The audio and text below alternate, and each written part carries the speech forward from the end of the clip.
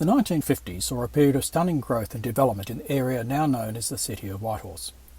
It was driven by a demand for housing created by limited construction in the previous decade, the thousands of returning servicemen looking to settle down with their families after the Second World War, and the wave of new migrants arriving from the UK and Europe. The 1950s also saw almost full employment as the country experienced a post-war economic boom.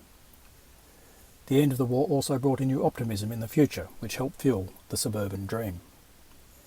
In the city of Box Hill, for example, the population swelled from 20,000 in 1945 to 50,000 in 1960, with the rapid growth in motorcar ownership in the 1950s enabling the development of residential subdivisions far from railway lines and tram routes.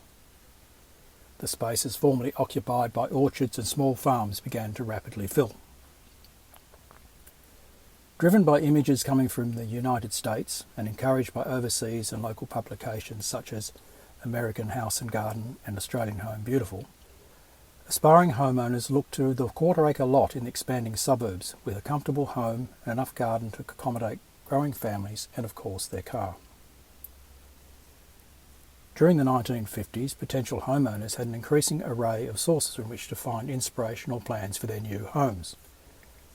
The traditional pre-war approach, by which most new suburban houses were spec-built by small to medium building companies, supplemented by standard plans from institutions like the State Savings Bank, continued, but other sources for building plans and ideas flourished in the heated housing market. Overseas magazines such as American Home and American House and Garden provided a glimpse into the American suburban lifestyle, while Australian Home Beautiful, Australian Homemaker and Australian House and Garden provided both a local perspective and introductions to the latest overseas trends. Many commissioned or advertised simple home plans for the home builder, and many large financial institutions produced booklets of standard plans for their customers, as did a number of building product suppliers such as Wunderlich and Hardy's. In 1947, the extremely popular Age Small Home Service commenced in conjunction with the Royal Victorian Institute of Architects under the stewardship of architect and writer Robin Boyd. It published a range of affordable architect-designed house plans, many of which were constructed in Whitehorse, particularly in the Blackburn and Mitcham areas. Builders too often promoted a limited range of standard designs, most commonly in the simple or conventional post-war hip roof style. For the more well-to-do and adventurous, the one-off architect design house was always an option, and there are many examples in Whitehorse, particularly in Blackburn and Vermont. In the early 1950s, houses in the new suburbs were generally small, with 2 or sometimes 3 bedrooms, but grew to the relatively standard 3-bedroom home by the end of the decade.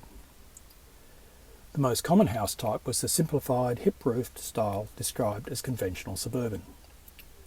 Of brick or timber construction with tiled or corrugated steel roofs, and usually with a projecting bay containing the main bedroom, the conventional suburban style dominated the mass housing market in the 1950s.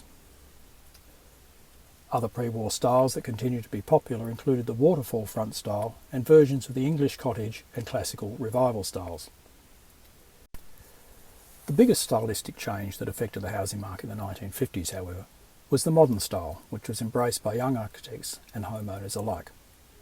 Open planning and large areas of glazing oriented to the north to take advantage of the winter sun, combined with flat or shallow pitched roofs and a variety of cladding materials, epitomised the modern house.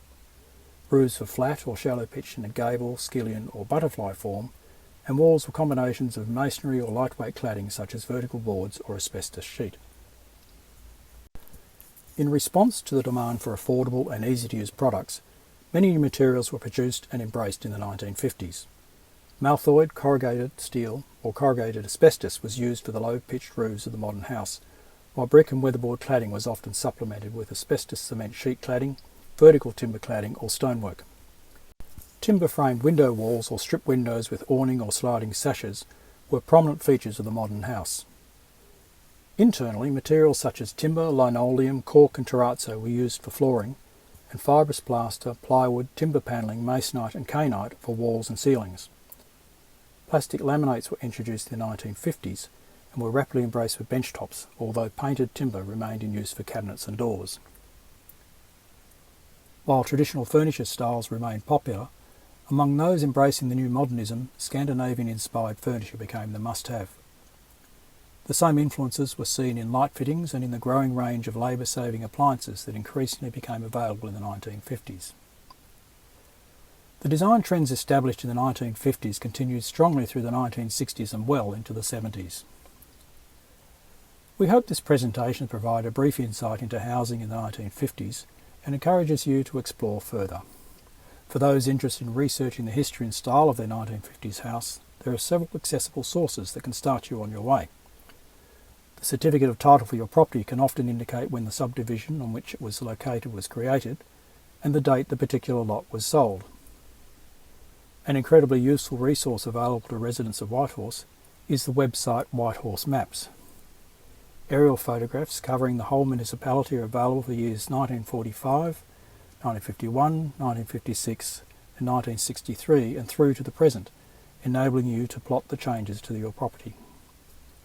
More detailed searches to establish the exact date of construction can be undertaken using the resources of the Whitehorse Historical Society and the Box Hill Historical Society.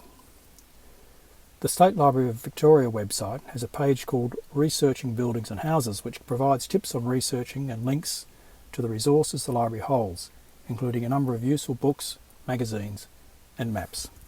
Thank you.